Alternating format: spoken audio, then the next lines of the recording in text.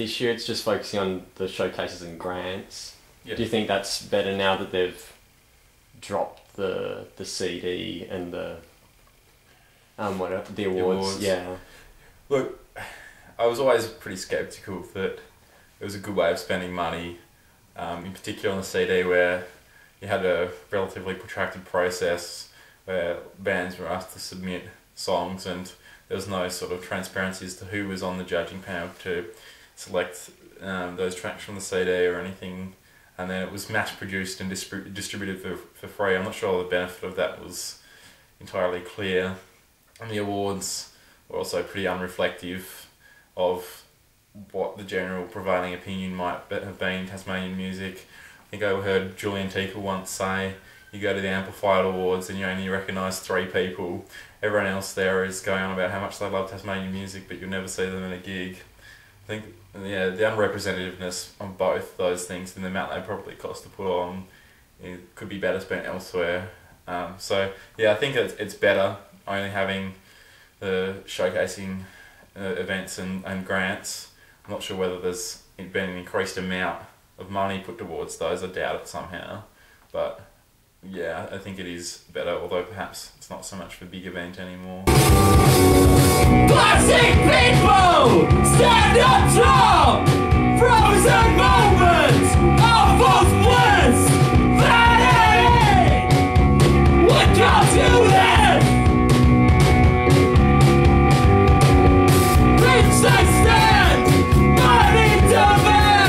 Soon it's going to crumble. Each day now, I'm away.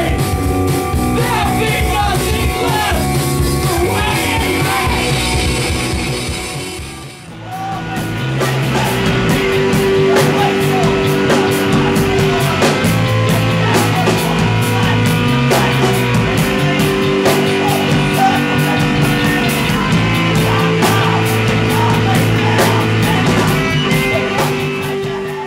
To be honest, I can't really think of any pros for me personally. I guess the only pro I can think of was the fact that Hobart Plus Music Year got some funding a couple of years ago to put on a show at the venue, but I think they felt like they were a little bit restricted by their funding anyway, because the next year they ended up doing a show without amplified funding. So I can't really think for me personally anything that amplified has done that I think amplified's worth it for this.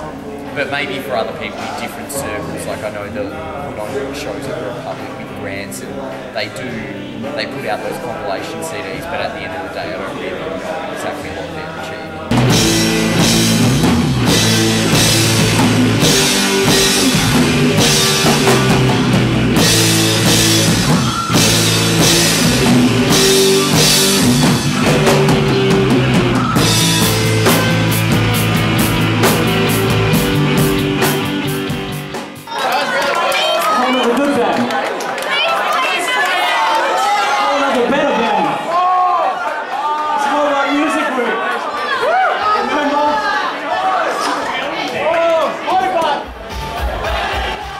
Burning down the house has been used as a metaphor to represent the alternative bands of Hobart doing it for themselves. Oh, want to join an interview? Are you enjoying this so far? Sure am. It's good. Hey, burning down the house!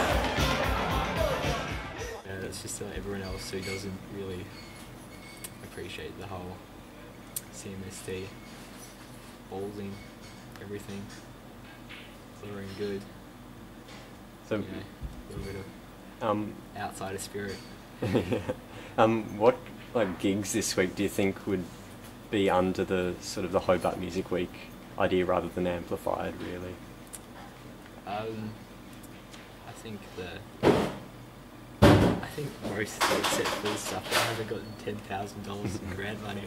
Yeah. Pretty much, like even the little youth arc all ages show, which has a bunch of bands, good and bad. Even that's helpful. It's doing an all ages show, and it's not taking heaps of money for no reason. This is the poster for the Youth Arc gig.